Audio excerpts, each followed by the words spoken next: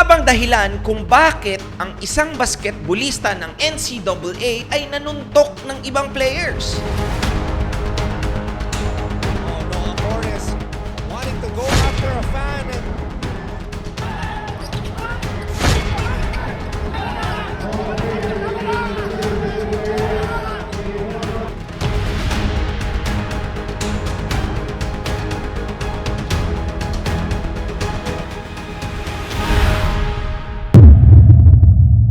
Yo, what's up? This is Real Talk Tarbs, and today, let's keep the ball rolling and talk about why NCAA committee decided na itigil ang isang laro between JRU versus Benilde.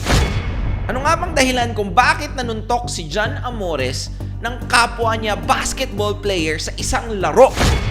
And what are the things that we may be able to learn from these kind of situations?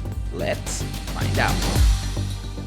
Now guys, just to give you context about what happened, last Tuesday, November 8, 2022, naglaban ang College of St. Benilde at Jose Rizal University sa NCAA Season 98 Basketball League. Nagbiglang nag-amok ang isang player ng JRU na si John Amores during the fourth quarter of the game.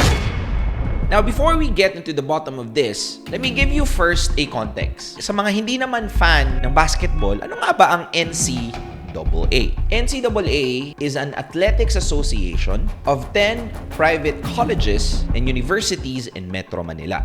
Noong November 8, JRU and CSB's match was abruptly stopped after a heated brawl occurred. John Amores, who was known as one of the veteran players of JRU and a former sportsmanship awardee in 2018, assaulted 4 CSB players at Phil Oil Eco Oil Center.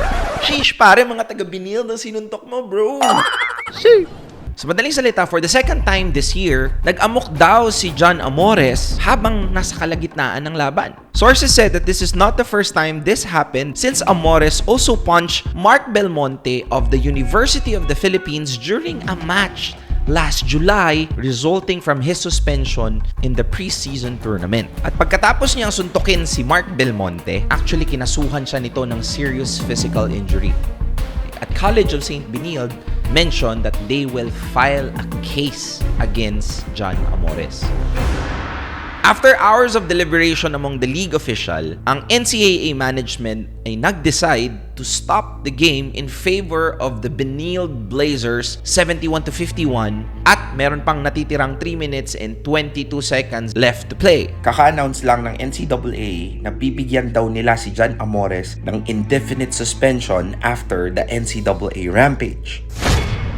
However, maraming tao ang nagsasabi at naniniwala that this time, ang NCAA committee needs to assess a more definite ban. And of course, Doug Kramer as well mentioned that John Amores should be banned for life dahil nga sa super unsportsmanship-like na ginawa ng batang ito. Hindi na siya bata actually. I think John Amores should receive an MVP award sa season 98 ng NCAA, Most Violent Player.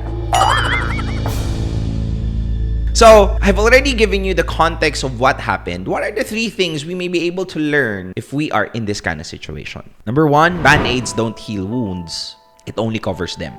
There is a reason behind that behavior that needed serious attention. I think hindi yon simpleng galit lang. We don't know, but maybe there is a big possibility it came from generational trauma. I hope na we do take our traumas seriously and we don't brush it aside. Kasi kung habang buhay mo yang hindi papansinin, bibigyan ng atensyon at ireresolba, makakasakit at makakasakit ka ng iba bukod sa sarili mo. Stop hiding because there's no healing in it. Remember that your trauma is not your fault, but it is your responsibility. Number 2, character over skills. Ang paglalaro ng basketball isn't just a game. Hindi lang yan basta pasahan ng bola at pag-shoot sa ring. If you will just take an observation, the best players in basketball didn't stay in the field just because they're great, but because they have good character.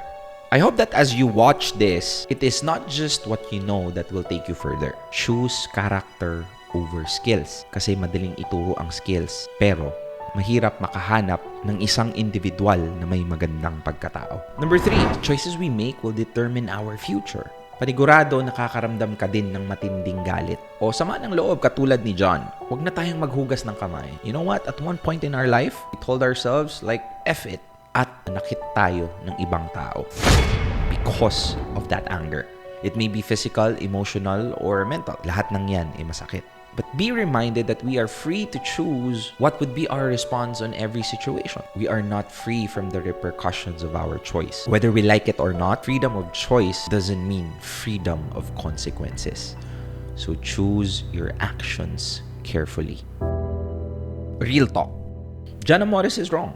There's no valid excuse for this behavior. Pero I think he is not a bad person. Well, not entirely. Kindly take note that this man has dreams of his own, that he is somebody else's son, brother, and friend.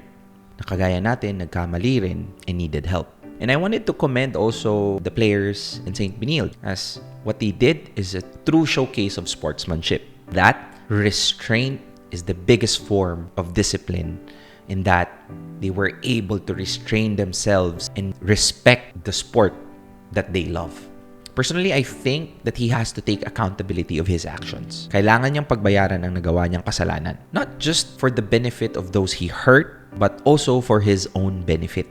Kailangan niyang matutunan ito para hindi niya to gagawin sa mga susunod na taon. Hindi lang sa basketball, but also in his personal life. If maybe there might be a chance that he will not be given an opportunity to play anymore.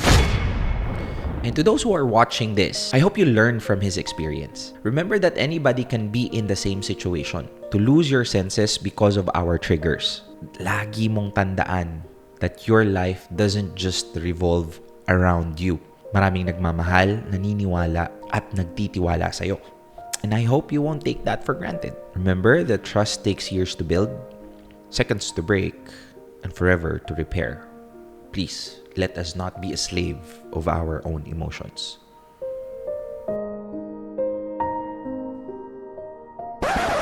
Because tonight will be the night that I will fall for you.